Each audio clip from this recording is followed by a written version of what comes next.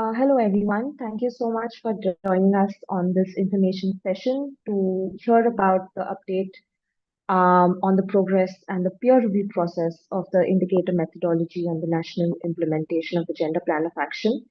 On behalf of Women for Biodiversity, UNEP-WCMC, and SWED-Bio, I welcome you all. Thank you so much for joining. Just a few ground rules. Please keep your mics and videos muted when our panelists are speaking today. Um, if there are any specific questions to be asked from our panelists, you can use the Q&A box, which is at the bottom of the screen. Also, to just let you know that we have interpretation available in Spanish and French. So if you would want to hear it in either of the languages, you can just go to the globe icon at the bottom and choose your language. Thank you so much for joining in. I would now like to hand over to our director, Mrinalini Rai. Mrinalini, if you could just say a few words. Yeah, thank you, Meenal. Thank you so much for all the participants. Some may have joined up on an early morning and also for the afternoon. So just a quick introduction to today's welcoming is that we are very, very happy to organize this information session, which has been a work of hard work, collaboration, and something that we are very much looking forward to take with us at the upcoming CBD COP, the Conference of Parties, 16th session that is going to take place in Cali in Colombia, almost only like 2 weeks from now. So this methodology that we had started was an idea that came about from the COP15 that took place in Montreal in 2022. And with the ambition that the KM-GBF set out for a very progressive inclusion of human rights into its work, but also a very strong reference of indigenous peoples and local communities and women and youth, which was very relevant when it actually adopted two very relevant targets, which is target 22 and 23. A key element of the monitoring for the implementation of the KM-GBF was this framework, the monitoring framework that is supposed to guide the implementation. And within that, on target 23 in specific, the updated Gender Plan of Action was identified as one of the potential component indicator to look at the progress towards target 23 and the whole of the KM-GBF.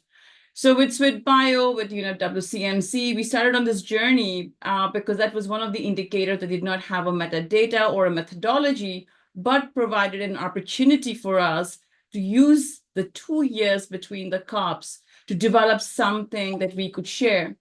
So today's information session is the last one that we will present, and we will take this to Cali. And I'm really happy to also have the panelists here who have really worked hard, the support that we've getting from SWED-Bio, and really have visualized, actually it's become a reality of that we now have metadata on the Gender Plan of Action to be used.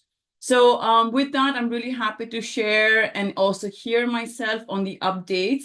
And one key element of this metadata I really would like to share with everybody is that though the process was started by Women4Biodiveristy, UNEP-WCMC, and SWED-Bio, this is a work of collaboration with each other and others. This is looking at civil society organizations, women's groups, indigenous peoples, CBD Secretariat, UN agencies, and including parties. So this update has gone through reviews, peer reviews, consultations, bilaterals. So with that, I'm really also excited to see what has happened and also really happy to see this being presented. So thank you so very much for everybody for joining us. And Minal, back to you. Thank you very much. Thank you so much, Tina. Tina has already spoken about where this process started, but just to next slide, Shruti. Thanks. Just to go through a little bit about what has happened since we have co-developed the methodology. The methodology was co-developed in April and the first draft was presented. And since then, at SUBSA 26, there was an official recognition of this methodology and the process of its development. And now, next slide, Shruti.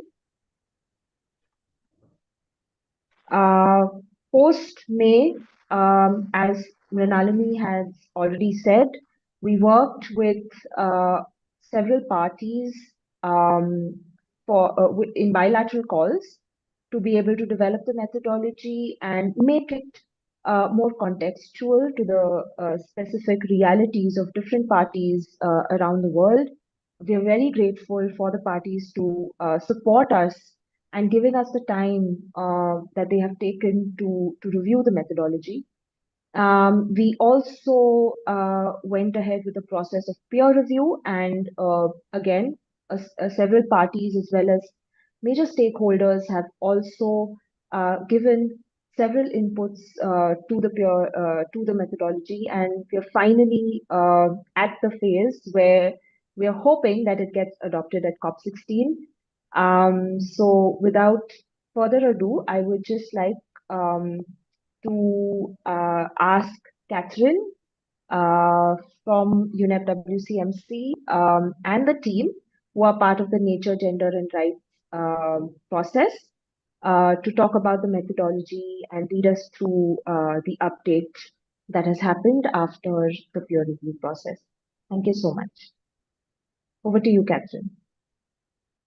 Thank you so much, Meral. Aisha, feel free to share your slides. Thank you so much.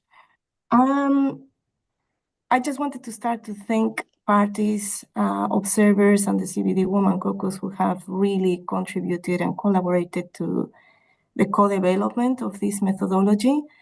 As my colleagues from Women4Biodiveristy have already noted, the intention was always for this methodology to be co-developed to meet the needs of parties and to ensure that there's a robust measure to track progress towards Target 23. This indicator makes a link between the adopted gender plan of action and Target 23. So this indicator is based on the actions, the outcomes, the objectives outlined in the gender plan of action, and have been developed in a measure that is aligned with Target 23, and parties can use this indicator to report on progress on Target 23. But in the process of developing the methodology, what we've heard from parties is that this indicator is also a very useful tool because it gets government entities thinking about ways to coordinate between the relevant ministries of environment, agriculture, fisheries, national statistics, the ministries of women affairs or equivalent government entities. This coordination is needed to gather the evidence to be able to report on the binary indicator for Target 23. So by using this indicator, countries can start the process of compilation of evidence, of tracking progress towards the specific actions and activities that they are the lead responsible actor in the gender plan of action, and also use this indicator as a tool to then use the information and meaningfully report on the binary indicator on Target 23. I'm gonna pass over to my team who are going to tell you about the process of co-development and what we've heard through peer review. Just a note that it was suggested that further guidance is needed in order to interpret the gender plan of action, and we'll be working with the CBD Secretariat and partners after COP16 to provide further guidance. Over to you, Aisha. Great. Thank you so much for the fantastic introduction. Good morning and good afternoon to everyone. So as my colleague Catherine has mentioned, today we will be presenting updates on the indicator on national implementation of the Gender Plan of Action, which is intended to measure progress towards Target 23 of the Kunming-Montreal Global Biodiversity Framework. And as all my colleagues have mentioned, this is now ready and available for use by parties. So today I'll be providing a brief introduction to the methodology, which will include a recap of the context behind indicator development, as well as some of the key components of the methodology. And then I'll provide an overview of the process we followed for co-development, specifically the process of consultations and peer review.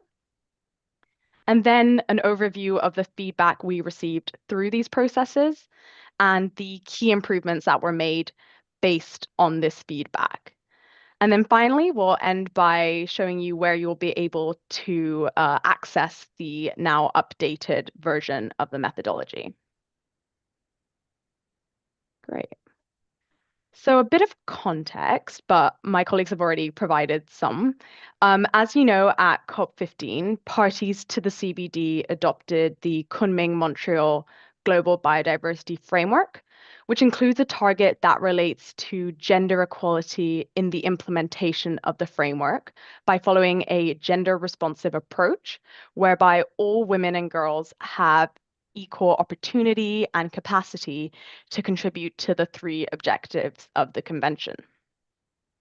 At the same time, parties also adopted an ambitious gender plan of action that aims to support and promote the gender-responsive implementation of the Global Biodiversity Framework, and therefore also the achievement of Target 23.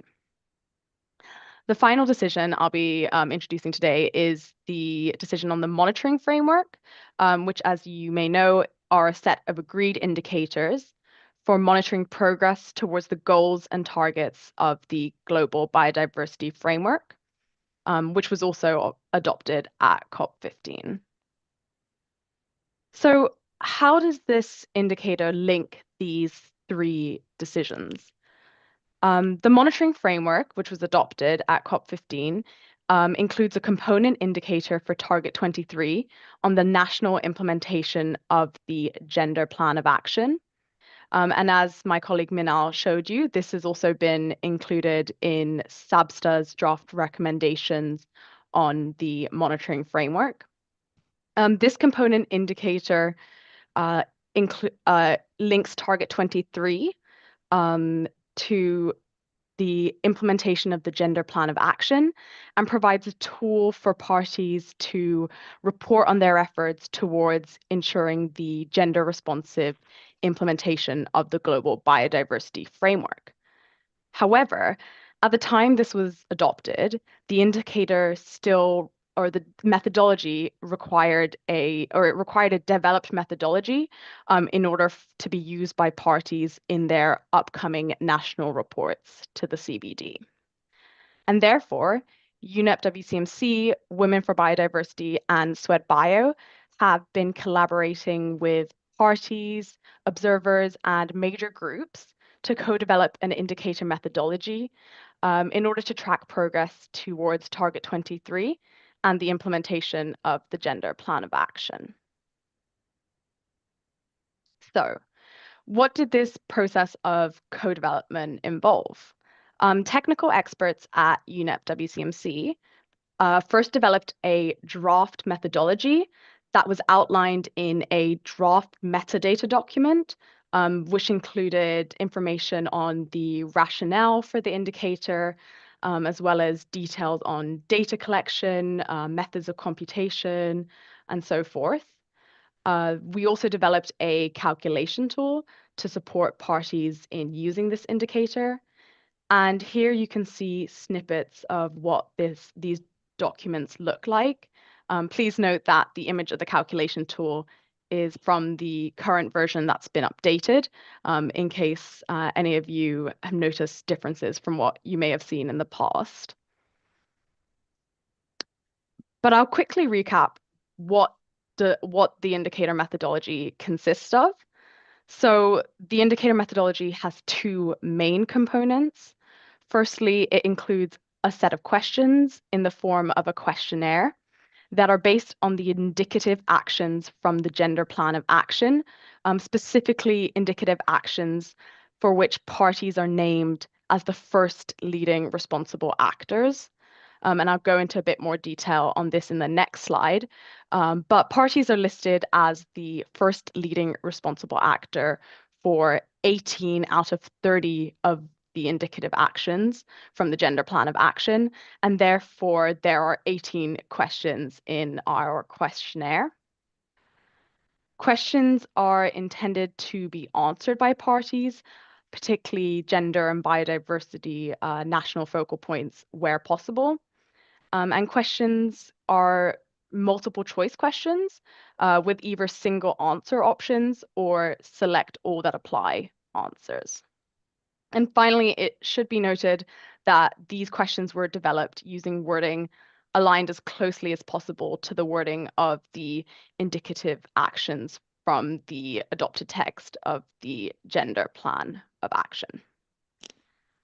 Now, the second component of the methodology involves the calculation of an index.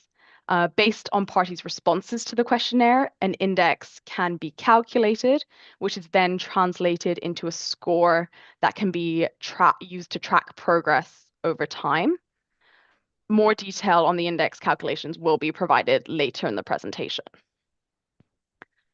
In order to provide a bit more clarity on the methodology for this indicator and the specific links with the Gender Plan of Action, I'm going to quickly recap some of the key elements of the Gender Plan of Action.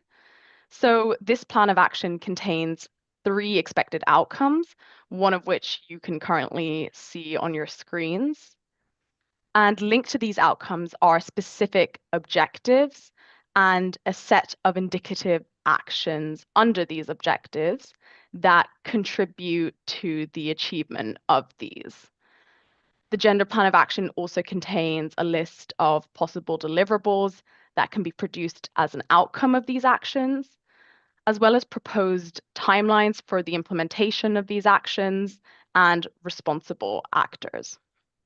Again, as I mentioned, the questions are specifically based in our questionnaire on the indicative actions for which parties are named as the first leading responsible actor. So as you can see here, that would be indicative actions 1.1.2 and 1.1.3. So here's a quick example of how we translated the actions into questions in our questionnaire. Using the example of indicative action 1.1.2, you can see that the questions are organized under the same 3 expected outcomes as those from the Gender Plan of Action. We've also included the numbered objectives in the questionnaire. And finally, we can see that indicative action 1.1.2 has been translated into question 1.1 in our questionnaire, which specifically asks, has your country taken measures to update national legislation so that all women and girls have equitable access to ownership and control over biological resources, as well as land and waters? Great. So now that you understand how we developed an initial draft, the next stage of co-development was consultations and peer review, specifically reviewing the draft metadata document that was developed and the calculation tool. And these were reviewed by parties, observers to the CBD, and major groups. So what did the process of consultations and peer review involve? We started collecting feedback from parties and stakeholders through 2 online information sessions, as my colleague Manal mentioned earlier, that took place in April earlier this year, as well as an in-person session before SABSTA, which were organized by UNEP-WCMC and Women4Biodiveristy, and where we presented an overview of the methodology and shared the draft metadata for feedback. Between June to August this year, Women4Biodiveristy facilitated bilateral consultations online between UNEP-WCMC and parties to receive feedback on the methodology through their review of the metadata and calculator tool, as well as carrying out piloting of this methodology. So we're very grateful to all those parties who participated in this process. Some parties also provided feedback through email or after presentation of the methodology at other events. And then between July 17th and August 30th, the indicator methodology was made open for peer review by parties and observers following a CBD notification. And what was peer reviewed, again, was the metadata and calculation tool. And you can see the notification for peer review on your screens. So overall, feedback on the methodology was received from 28 respondents, of which 19 were parties from across Africa, the Americas, Asia, Europe, and Oceania. And all feedback received was systematically compiled in a spreadsheet, and each piece of feedback was carefully considered in the process of revising the methodology, in order to ensure the indicator was both practical and useful and supports parties with their reporting needs. Overall, feedback was overwhelmingly positive. Parties and observers found the indicator methodology clear and the calculation tool easy to use. Parties found the indicator not only a useful tool for assessing progress towards Target 23, but as my colleague mentioned, also a tool for implementation and planning through identifying gaps and highlighting areas for further work. So now you have sort of a general overview of the feedback we received. I'll now detail some of the key improvements we made based on this feedback. So we did receive feedback that some of the questions were complex and had many sub-elements that sometimes made them difficult to answer. However, since these questions are based on negotiated text, we kept the wording of the questions closely aligned to the wording of the indicative actions from the Gender Plan of Action. However, we use the answer options to further unpack the indicative actions and identify key elements in order to support parties in answering these questions as accurately as possible. We also received feedback that the distinctions between answer options could be improved.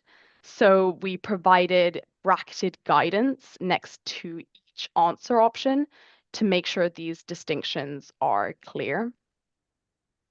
In response to feedback, we also strengthened the option to provide examples by tailoring these per question to provide guidance on the type of information parties could provide in order to make this easier and to support the systematic compilation of evidence for national reporting. Finally, we also clarified links with the binary indicator for Target 23, which I will discuss in a bit more detail in the next slide. And we updated the method of computation, which now starts with categorical levels of progress between 0 and 3, which will also be discussed in more detail later. So here's a quick example of some of these improvements using the example of question 1.1. So as you can see here, we've clearly annotated questions with links to the binary indicator for Target 23. So in this case, we've added an annotation to that question 1.1 from our questionnaire links to question 23.2 of the binary indicator so that parties can easily identify major overlaps and streamline their reporting. We've also revised our answer options, specifically by providing more detailed guidance in bracketed text next to each answer option in order to better differentiate between answer options and also unpack the indicative actions a bit further. And then finally, at the bottom of your screen, you can see that we've also tailored guidance for each question on the types of information or examples that could be provided. So I'm now going to specifically address how we've addressed the linkages with the binary indicator for target 23 that's in the monitoring framework. So the idea is that the indicator we have co-developed can be used to support parties in gathering evidence and reporting on the binary indicator. For example, question 23.3 from the binary indicator for target 23 asks parties to apply whether they apply a gender responsive approach in the implementation of the global biodiversity framework.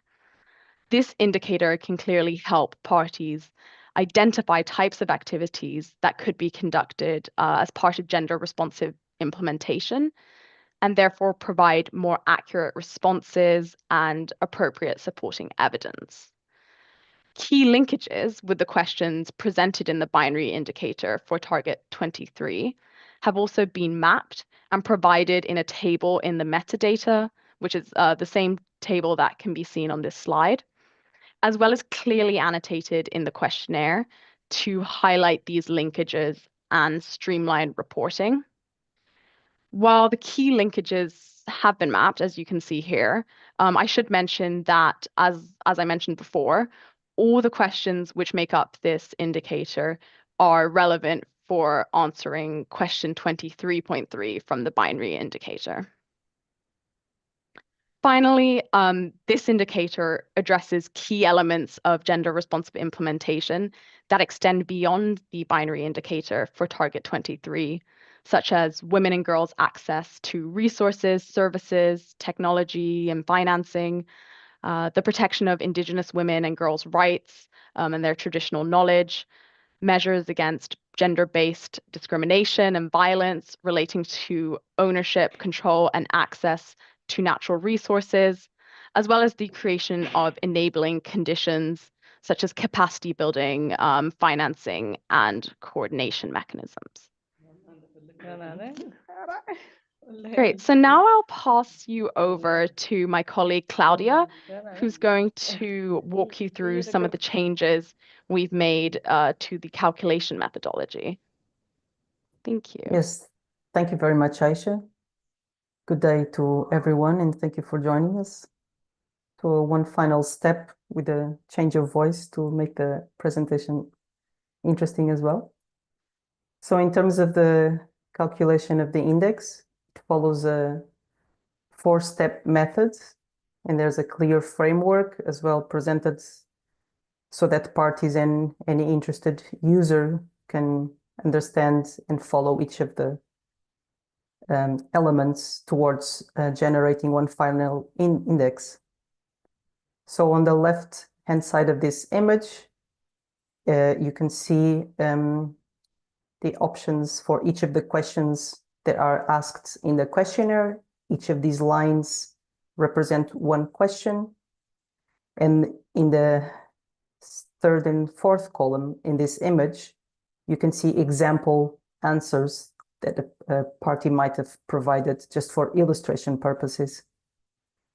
So once the party goes through each of the questions and selects one of the options for an answer, then the columns are automatically populated. So it has been mentioned by my colleague Aisha that some of the answers are answered as a single choice, while others are selected as all that apply, and that is also represented here in this image. So that's the little box highlighted on the left-hand side.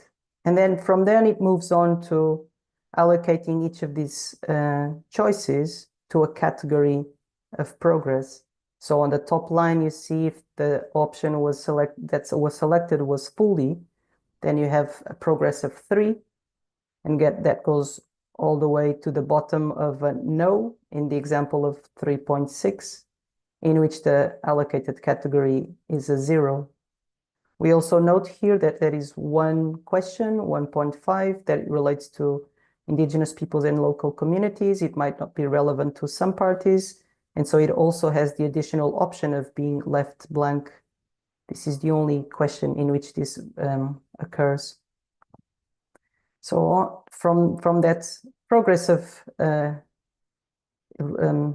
categories of progress, then we can use those numbers and scale them to be more intuitive as well, then in terms of merging the numbers. And this represents a simple scaling that then will be aggregated at the outcome level. So you'll notice that on the last 2 columns, there's not as many lines per se, and this is illustrating that we calculate an index at the expected outcome level, which takes into consideration the respective questions under that expected outcome. So this is created to aid parties to track progress specifically on each of the expected outcomes. And then from then, we also we aggregate those 3 expected outcome indexes into one final index. And this is made in such a way that highlights that it is important to address each of these 3 expected outcomes. They're all given in equal importance, as there is no indicator on the gender plan of action that some aspects are more important than others.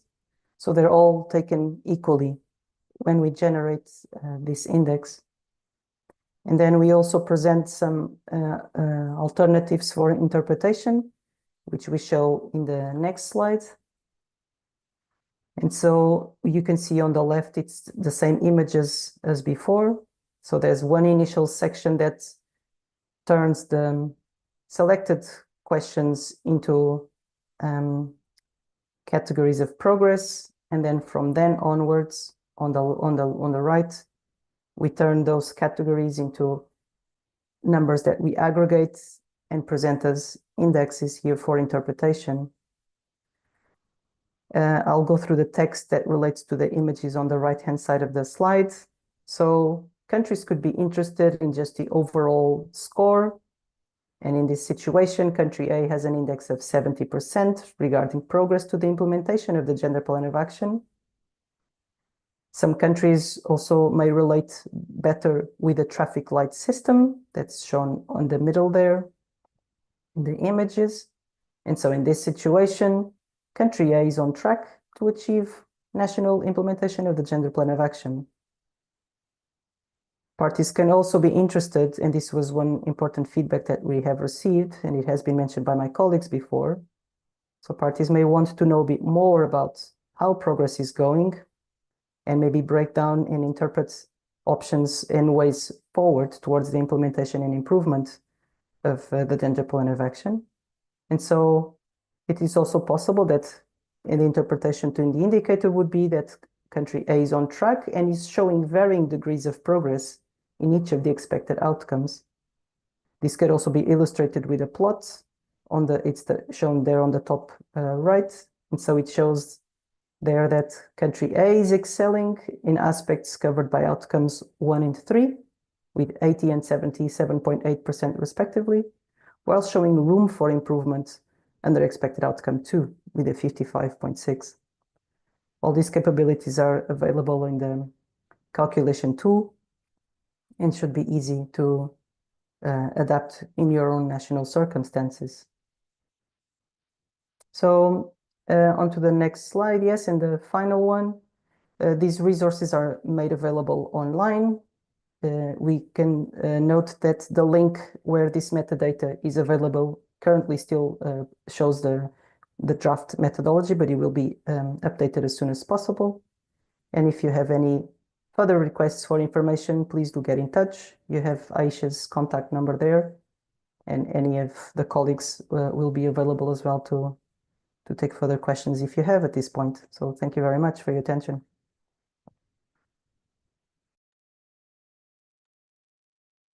Well, just to quickly note that obviously the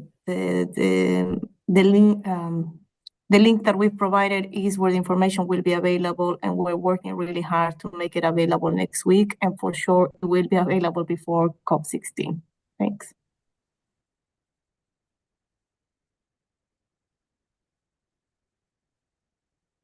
Thank you so much, Catherine, Claudia, Aisha, for this presentation, and thank you for the updates, because these were some of the things that were raised by several countries in the bilaterals. So thank you for answering them. I can see that we have two questions. I'm just going to ask them, and hopefully we'll get a few more. Francesca asks whether you have considered separating out the elements of biological resources like land and water into separate questions. There's possibly a lot to unpack in one question.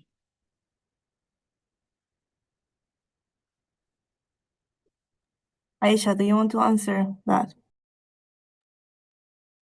Yeah, so as you probably can notice,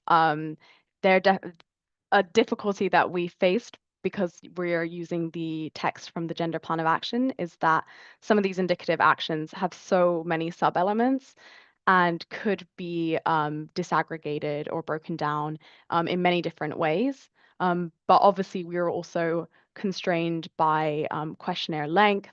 So its balance was a process of trying to balance selecting the elements of the questions and breaking down the questions by the elements that we interpreted as most important, or the sort of action-oriented elements, as well as keeping the questionnaire manageable and realistic for parties to be able to fill out.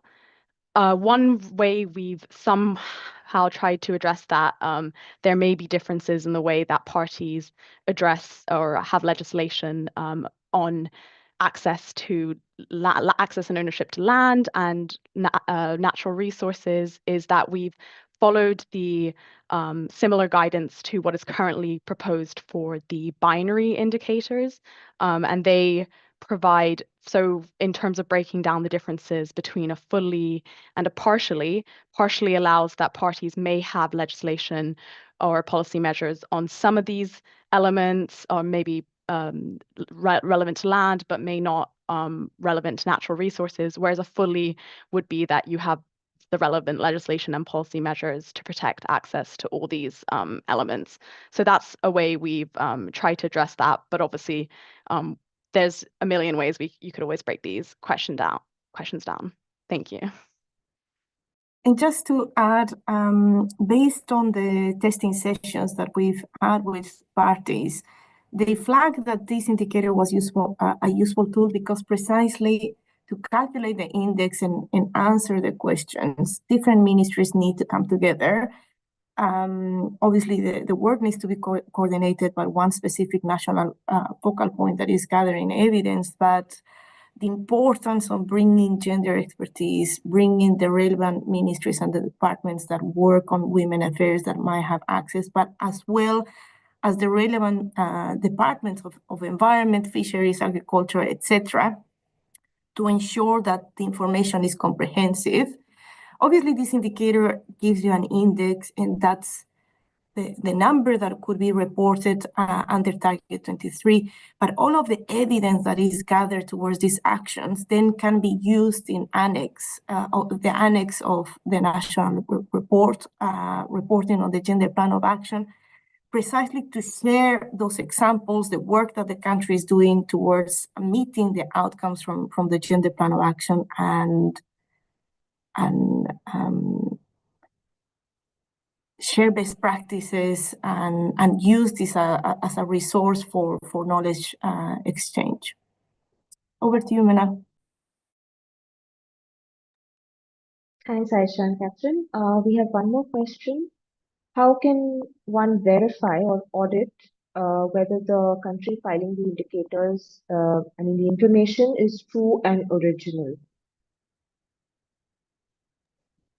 Well, what we've done on the indicator, and Aisha can tell us more in detail, is remind countries to, if available, gather their evidence and best practices and examples, and these obviously can be made available in the annex of the national report on the section of the Gender Plan of Action.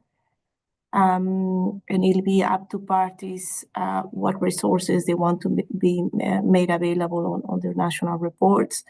From what we've tested with countries, we see that there's interest and understanding that coordination is needed to gather the relevant evidence, and that takes a little bit of time. But also they found this tool useful to help them plan and identify the gaps to progress their work. So we trust that countries are going to report on the current efforts. And just to note, this indicator is meant to be progressive over time. It needs to be, the Gender Plan of Action needs to be implemented from now up to 2030. So we assume that an index value may start low, but with planning and addressing those gaps, the index score is going to increase by 2030. Over to you, Aisha. Anything else to add? No, thank you, Catherine. That was very comprehensive. I would just re-emphasize, as Catherine said, that we've under each question, there's the option to provide examples. And as I mentioned, these have actually been, or examples of how these, how a party has achieved the answer that they've selected. And as I mentioned, we've sort of tailored these examples to provide guidance on the types of information that would be best suited. So hopefully this can encourage that process of sharing evidence. But exactly as my colleague has already mentioned, this indicator is intended as a tool for national implementations, as a tool for parties themselves to track their own progress. It's not explicitly intended as a tool to monitor at a global level which parties have done what. So we really intend this to be in the ownership to be in the parties' hands for this. Thank you. Thanks, Aisha. We have another question from Francesca. I think it links to the examples. What happens when an example given does not support the response selection, the fully, partially, underdevelopment, etc.?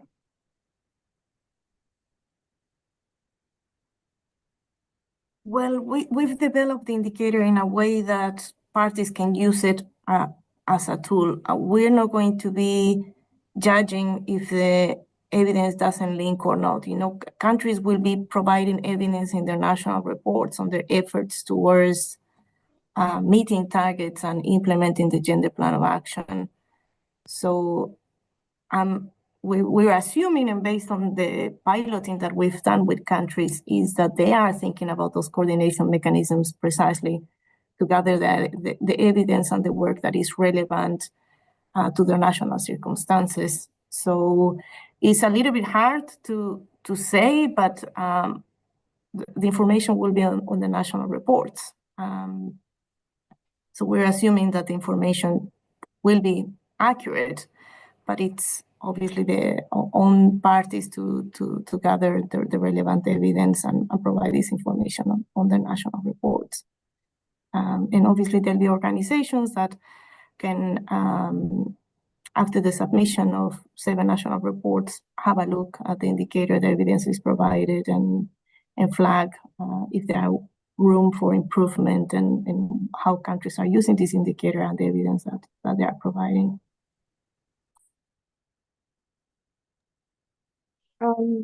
Catherine, just linked to this question, I also have a question because I remember this was asked by some of the parties, and I think Francesca is, I think she's trying to ask this. There would be several different processes that parties are involved in. How much does the options to the questions, the answers, how much are they relating to the circumstances that the parties are in? So the four different no, underdevelopment, fully developed. There would be parties in between these. So could you sort of elaborate on these four questions a little bit and where they are coming, the answers, and where they're coming from? Aisha, do you want to take this one? This obviously relates to the answer options. Yeah, sure. So obviously the questions themselves are from the Gender Plan of Action, which applies to all countries. And obviously there are differences between countries, but we've tried to provide answer options that can encompass a range of activities that could be delivered and that aren't extremely prescriptive. We've also followed a similar approach in terms of the guidance to what is currently suggested for the binary indicators, which will also apply to all countries. There could be situations in which countries have to make their own decisions. We've obviously provided detailed guidance for each answer option to help countries differentiate as best as possible between these answers. There could be potential further work to develop guidance and examples to better support this, if that's something that comes out of this process. But again, this is a tool for use by the parties themselves. It's a tool for parties themselves to track their progress and see where there are areas for work and further improvement. So some of these decisions on which answer best suits national context is obviously up to the parties themselves. And yeah, that's it. But just to flag that obviously all of the questions, except from one that my colleagues have mentioned, relate to all parties. And again, this is not an expectation that we want all parties to say fully on all actions. What we want is that reminder of what gender responsive implementation looks like, what some of the guidance and information that is provided in the Gender Plan of Action, which is meant to guide the gender responsive implementation of the Kunming-Montreal Global Biodiversity Framework, and use these questions and the options that are provided in the answers to think about what further progress is needed, what are the actions and activities that they are lagging behind. And just to mention, based from the testing sessions, that is so important to in this coordination process to have gender expertise, gender experts from the relevant ministry, the departments that understand where they're lagging behind, because that provides that sort of information helps them to answer the questions in a meaningful way. And in the metadata, we note that coordination between the relevant government entities and with inputs from relevant stakeholders is so important. Thanks, Catherine. There are two more questions, and I think we need to close after that. So, any questions, we'll just type out Aisha's email address, and we can just take that question. Is it mandatory to report the Gender Plan of Action indicator in national reports?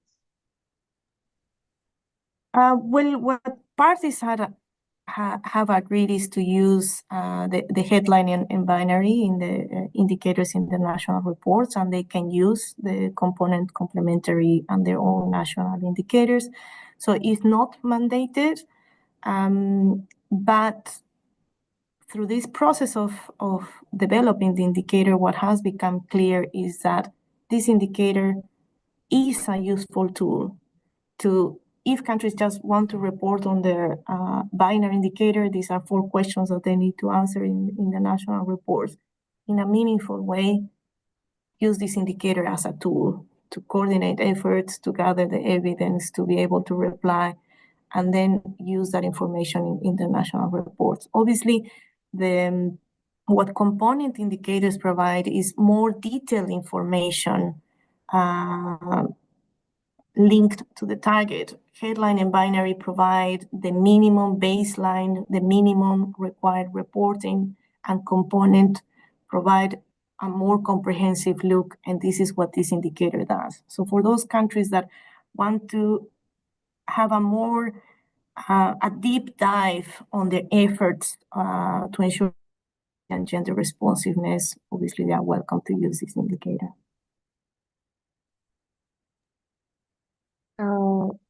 I'm just going to take a question from Hazel.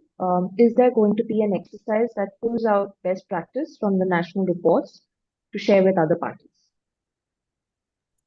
I think that's fantastic. Well, it's a fantastic idea. And obviously, in the Gender Plan of Action, there are actions that are targeted at the Secretariat in their role for gathering best practices and promoting knowledge exchange. And that's why it's so important that parties use this indicator, gather the evidence, share the best practices, share progress on the different elements that are covered in the Gender Plan of Action to precisely support peer-to-peer knowledge exchange between parties and support a compilation of how different countries are ensuring the gender responsive implementation and the areas that need further improvement.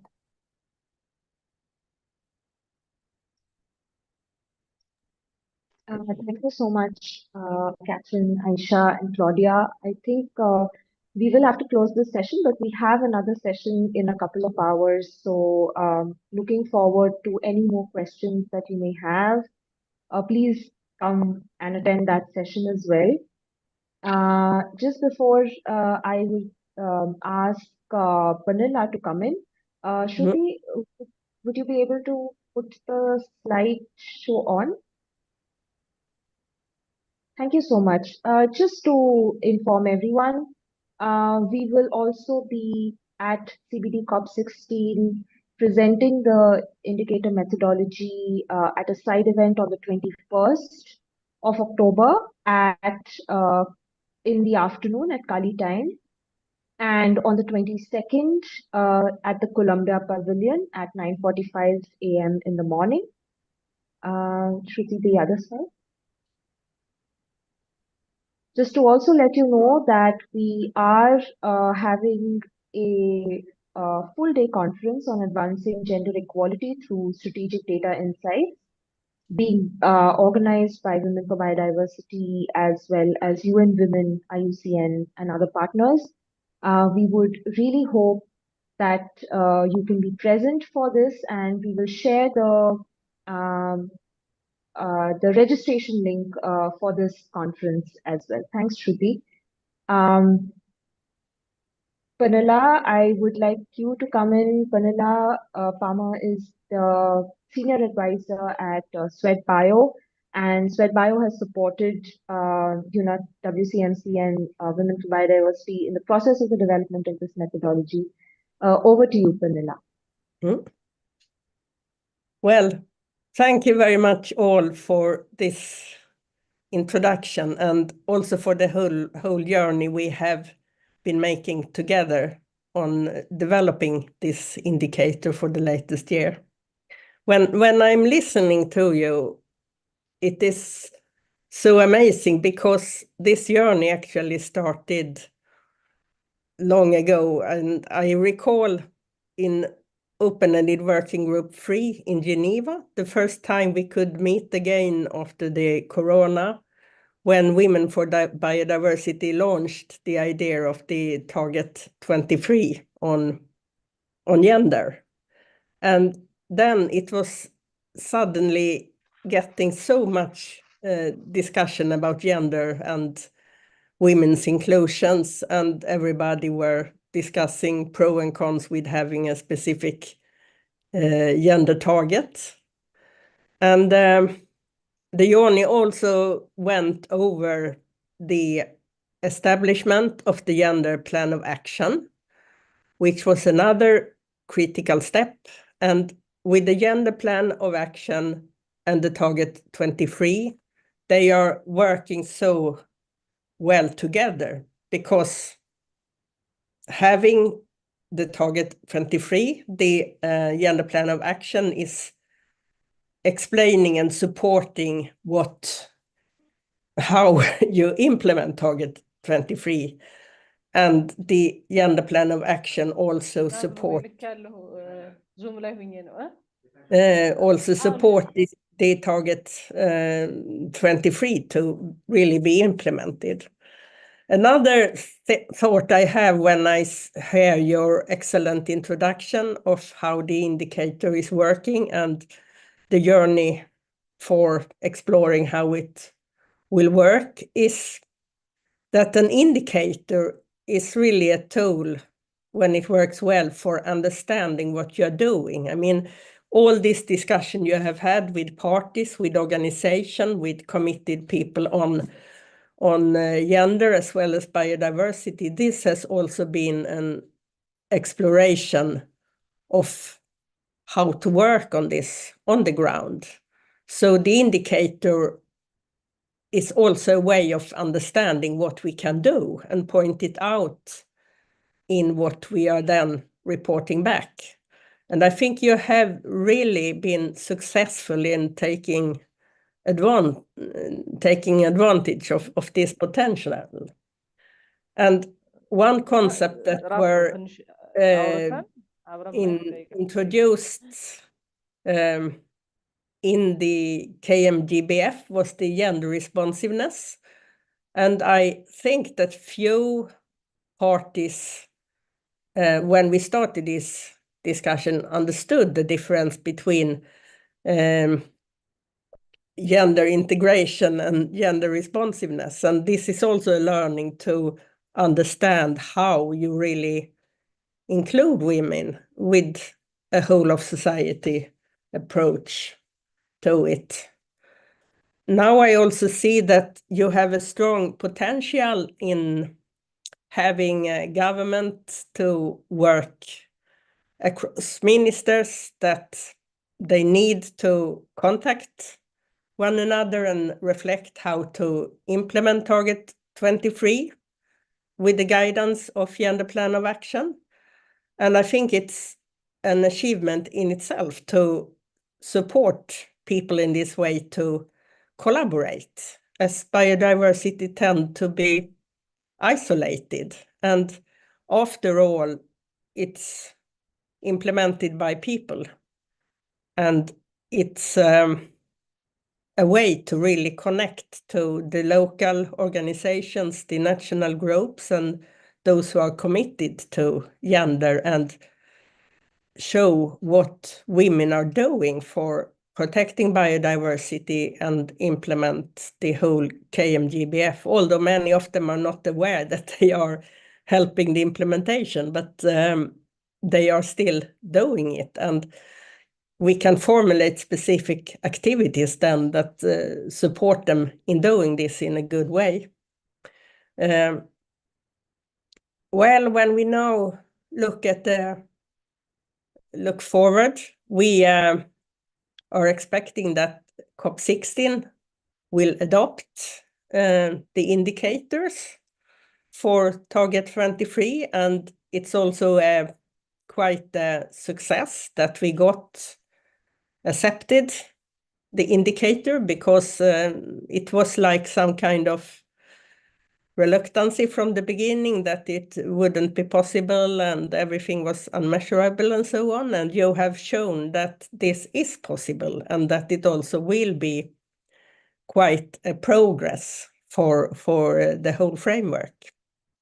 And I think that next step is also to think about how we can collaborate further and also include more cross-cutting work. We have now, for example, the human rights-based approach, where gender responsiveness obviously plays an important role. And we have a source. I was also to remind you about the Friends of Gender Equality group that I think also have been much of the base for how it has been such an active and engaged movement for gender responsiveness and gender plan of action within the CBD. And this group is led by Malawi, Canada, and Costa Rica. And we hope we can have an active strategizing session onward. And so much of this is done thanks to the active engagement of Women4Biodiveristy in the interaction with WCMC in bringing this journey on the gender plan of action indicator and the work of Target 23 forward.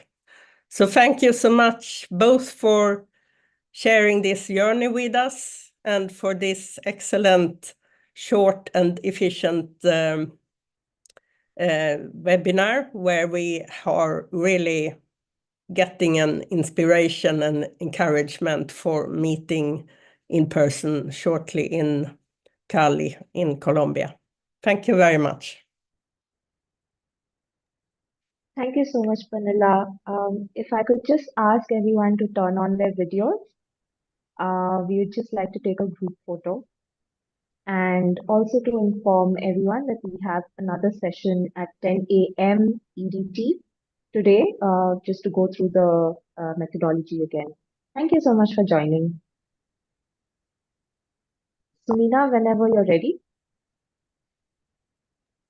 Sorry, I just realized my mic was off. I've been talking. Okay, everybody, on 3, 2, 1.